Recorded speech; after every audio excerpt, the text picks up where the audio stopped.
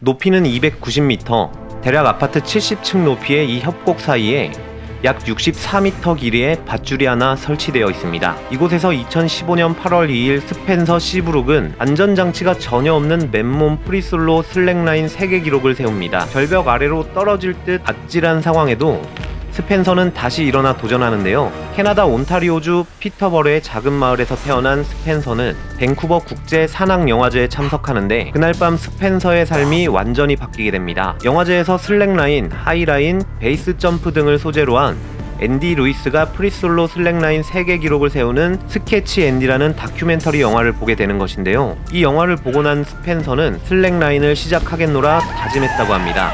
스펜서의 3개 기록은 1년밖에 유지되지 못했는데요.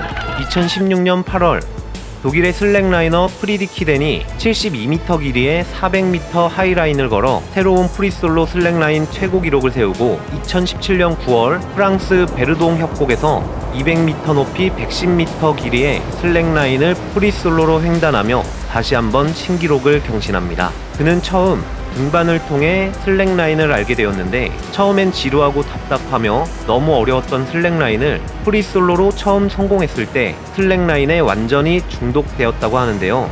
높은 곳에서 균형을 잡으며 걸을 때 느껴지는 아찔함과 두려움이 자신이 살아있음을 느낀다고 합니다.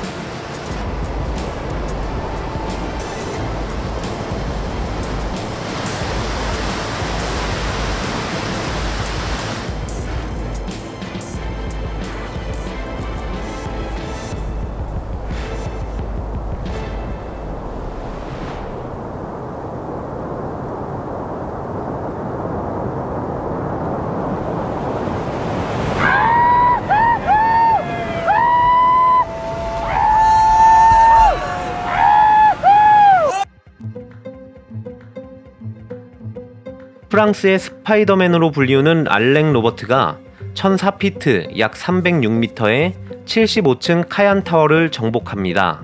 로버트는 맨몸으로 70분 만에 이 타워를 올랐는데요. 2011년 2017피트 약 828m의 세계에서 가장 높은 빌딩인 버즈 칼리파를 6시간 만에 로프로 등반하고 1999년에는 맨몸으로 88층 약 452m의 페트로나스 타워를 오르다 60층에서 현지 경찰들에게 체포되고 한국의 롯데월드 타워를 맨손으로 오르다 75층에서 구조되어 13시간 동안 유치장에 갇히는 신세가 되기도 했습니다. 로버트는 에펠탑, 엠파이어 스테이트 빌딩 등 세계 각지의 랜드마크 정복을 이루어내는데요. 세계 평화 등의 메시지를 전달하기 위해 빌딩 외벽을 오른다고 합니다. 그는 대학이나 기업 등에서 열정과 도전에 대해 강의를 하기도 하는데 사전 허가 없이 이런 위험한 도전을 하는 것이 과연 옳은 일일까 싶습니다.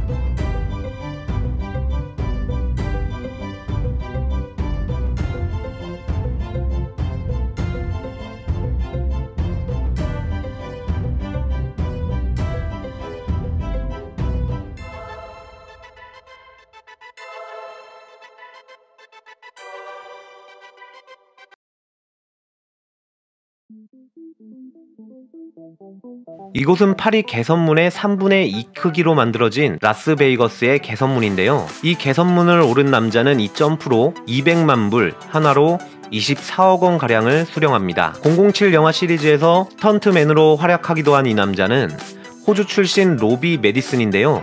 축구장 크기보다 큰 세계에서 가장 긴 오토바이 점프를 했고 라스베이거스의 개선문, 런던 타워 브릿지 위를 점프하고 그리스의 고린도 운하를 점프하는 등 독보적인 오토바이 점프 기록을 가지고 있습니다.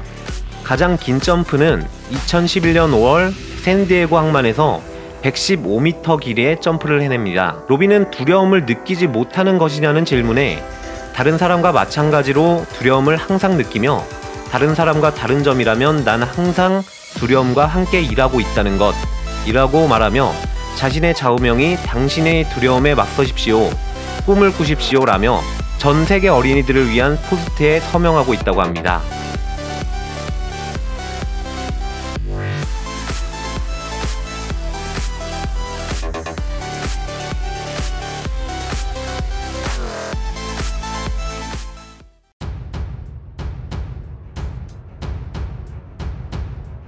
웅대한 폭포의 물줄기와 물안개는 보기만 해도 간담이 서늘해지는데요.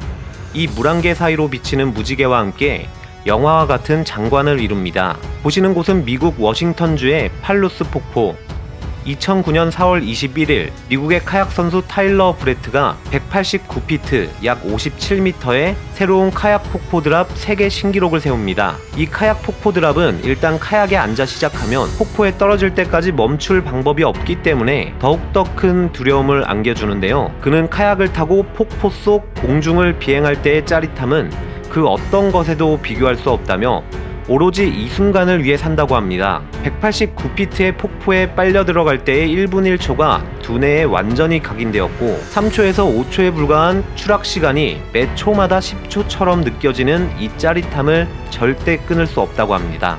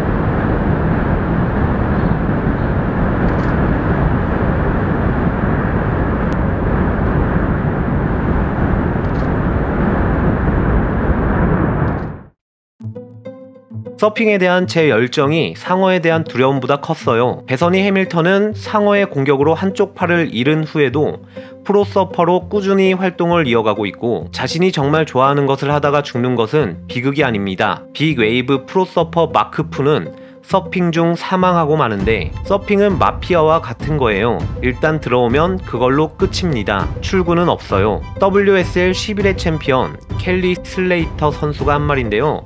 서퍼들은 신이 만들어낸 스프에서 뛰어노는 행운아들이라며 모든 이들에게 서핑의 매력을 전합니다.